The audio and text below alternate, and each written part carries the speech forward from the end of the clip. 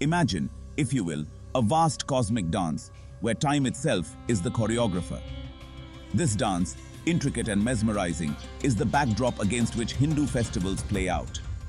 It's not just about marking dates on a calendar, it's about syncing up with the rhythm of the universe itself.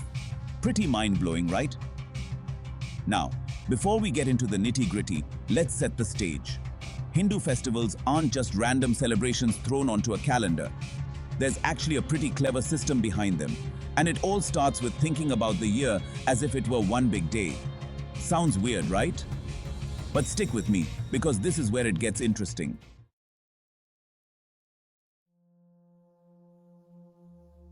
Think about your typical day. You've got morning, afternoon, evening, and night. Now, stretch that out over a whole year. That's basically how ancient Hindus viewed the calendar, and it's the key to understanding a lot of their festivals. Let's break it down. The year is split into two halves. 1. Uttarayana, the northward movement of the sun. This is like the daytime of the year. The days are getting longer, and it's generally considered a more positive, energetic time. It's like the universe is waking up, stretching, and getting ready for action. 2. Dakshinayana, the southward movement of the sun. This is the nighttime of the year. The days are getting shorter, and it's seen as a more introspective, sometimes challenging period. It's as if the cosmos is winding down, getting ready for some cosmic shut-eye. Now, just like you have different activities and moods throughout a day, Hindu festivals are spread out to match different times in this yearly day. It's like a cosmic schedule, with each festival playing a specific role in the grand scheme of things.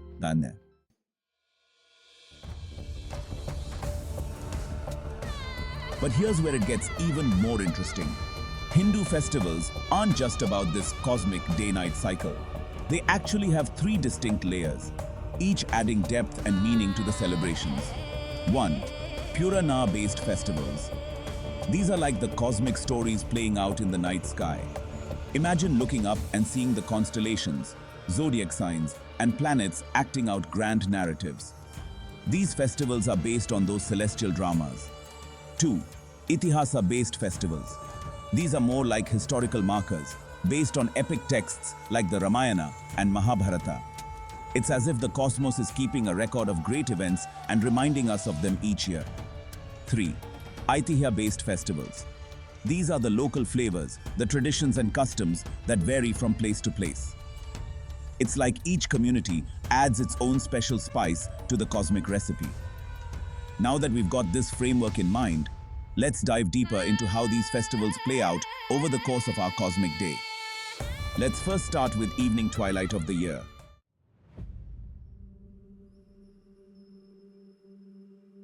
Okay, so let's say Dakshinayana kicks in. We're entering the night of the year. This is roughly summer solstice. It begins when the sun enters the zodiac sign of Cancer or Kataka Rashi. What happens at night? Scary beings start to emerge out. In Hinduism, they are called Rudraganas. So what do? First up, we approach their leader. The leader of the Rudragana is Ganesha. We first seek his blessings to protect us from his scary entourage, the demons of the night. That is the intent of the Ganesh festival. Next, scary beings enter our world from the netherworld in huge numbers. With them, we are also visited by the gods of the dead, Pitru Devatas. This is the fortnight of Pitru Paksha, just following the Ganesh festival. The gods of the dead, Pitru, are worshipped during this time to free up any dead relatives or friends who may be stuck in this world without an escape from their misery. Every year, Hindus worship the Pitru Devatas, the gods of the dead, to help these stuck spirits to be freed from their misery. With all these evils spread out in the world and us being very vulnerable during this time, you might need some protection, right? That's where Navaratri comes in. Navaratri is like the cosmic night watch. It's a 9-night festival that happens when we're deep into the night part of the year. It's the darkest part of the night or year, and Goddess Durga takes over. She's the heavy hitter, the ultimate protector when things are at their toughest. Picture Durga as this cosmic superhero, swooping in when the night is at its darkest to keep the balance and the evil spirits in check. This all happens when the sun is in the zodiac sign of Virgo or Kanya Rashi. But here's the thing, Navaratri isn't just about protection, it's also a time of transformation. Each of the 9 nights is dedicated to a different form of the divine feminine energy of Durga. It's like the cosmos is cycling through different aspects of power and creation, giving us a chance to tap into these energies and grow.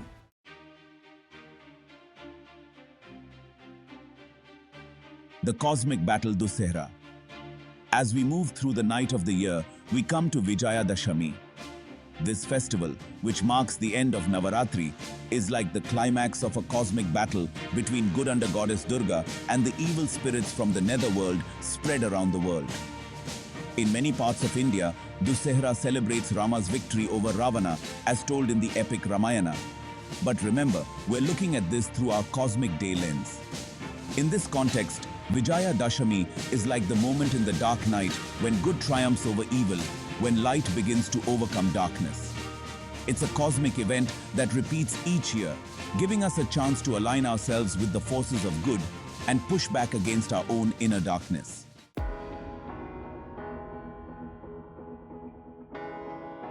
The dawn breaks. Hello Deepavali, it's the cosmic new year. After the long night of Navaratri, we get to Deepavali. This is like the pre-dawn of our year-long day. You know that feeling when you're up really late and you start to see the first hints of sunlight? That's Deepavali. Deepavali is actually a 5-day party, and each day has its own significance. 1. It starts with lighting lamps to guide the spirits and ancestors back home. Think of it as a cosmic last call for the night. 2. Then we've got this whole ocean-churning story of the Puranas played out. It's complicated, but basically, a shift to positive energy starts to emerge with the first lights of dawn. Lakshmi, the goddess of prosperity, wakes up. It's like the world is slowly coming back to life. It is the new year. 3.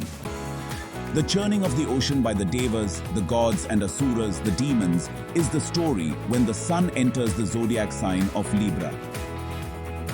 4. Finally, Vishnu, who's often associated with the sun, wakes up. This wakes up all the forces of goodness and prosperity. Dawn is slowly upon the world.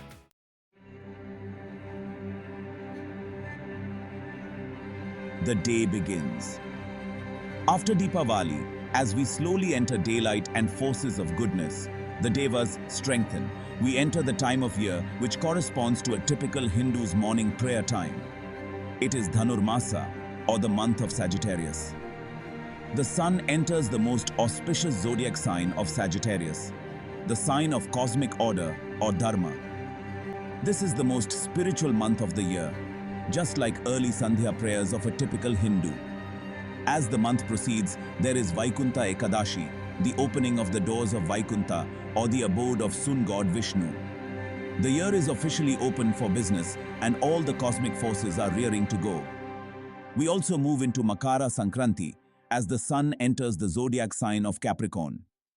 This marks the start of Uttarayana, the daytime of our year. This is when the divine forces are at their strongest, kind of like how you might feel most energetic at the start of the day.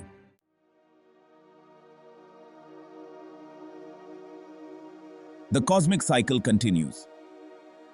As the year progresses, we start moving back towards the night.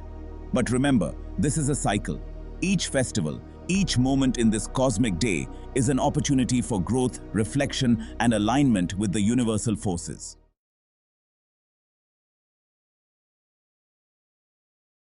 Why this matters? Now, you might be thinking, okay, cool story, but why should I care? Well, here's the thing. Understanding this day-night cycle of the year helps explain why certain festivals happen when they do and what they mean. For example, ever wonder why so many cultures have spooky festivals in October and November? In the Hindu system, this is the darkest part of the year night, when the veil between worlds is thinnest. So you get Pitru Paksha, but also things like Halloween in Western cultures. Or take Deepavali, it's all about light triumphing over darkness. When you realize it's happening at the pre-dawn of the cosmic year, that symbolism makes a lot more sense.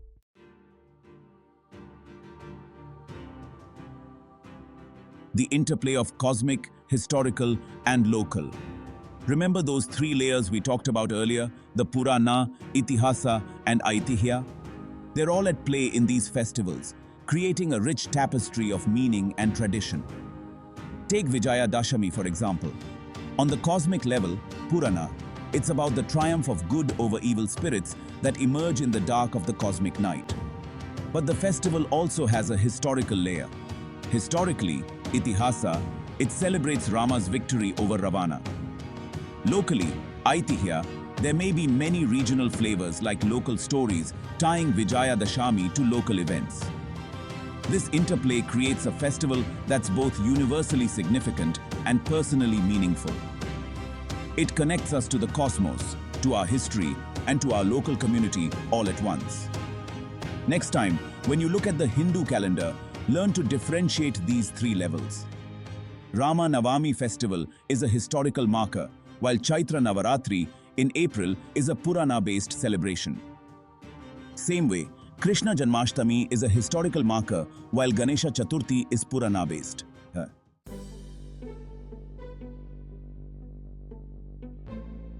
We can't talk about Hindu festivals without mentioning astrology.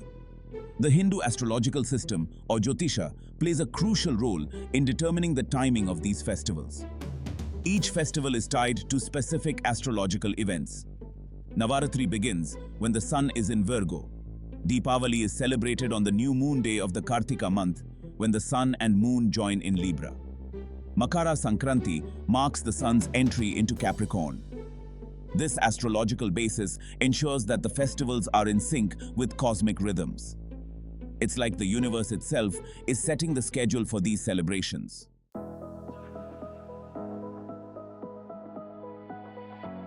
Festivals served as important time markers. They helped people keep track of seasons, agricultural cycles, and important events. For example, farmers knew it was time to prepare for sowing when Vasant Panchami came around. Traders would settle their accounts at Deepavali, marking the end of the financial year, as Lakshmi, the goddess of fortune, emerges to signal the first light of the new year. The arrival of Makara Sankranti signaled that the harshest part of winter was over. In this way, festivals weren't just spiritual or social events. They were practical tools for organizing life and work.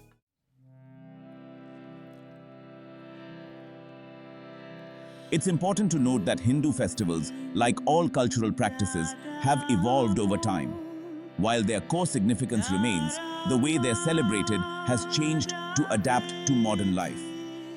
Urban dwellers might not be able to perform elaborate rituals, so they find simpler ways to mark the occasions. Diaspora communities adapt celebrations to fit their new environments, often blending Hindu traditions with local customs. Technology has changed how people celebrate. Think virtual pujas or WhatsApp greetings replacing traditional visits. This evolution shows the resilience and adaptability of these traditions, allowing them to remain relevant in changing times.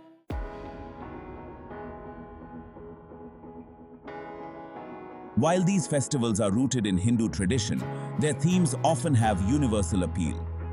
After all, who can't relate to the triumph of good over evil as seen in Dussehra, the importance of light in darkness during Deepavali, the joy of new beginnings with Makara Sankranti, or the playfulness of spring celebrated in Holi? This universality allows these festivals to resonate even with those who might not be familiar with Hindu traditions.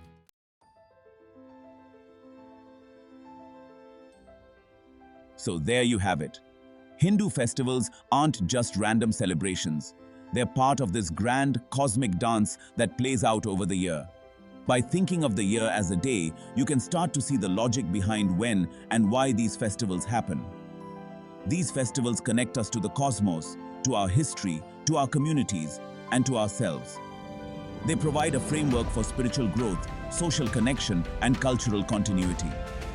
They remind us of our place in the natural world and the cycles of time. Next time you're celebrating a Hindu festival, or any festival really, take a moment to think about where it falls in this cosmic day. Consider its multiple layers of meaning, the cosmic story it's telling, the historical events it's commemorating, and the local traditions it's preserving. Remember, you're not just participating in a cultural event, you're syncing up with the rhythm of the universe, playing your part in this grand cosmic dance. Now that's something worth celebrating.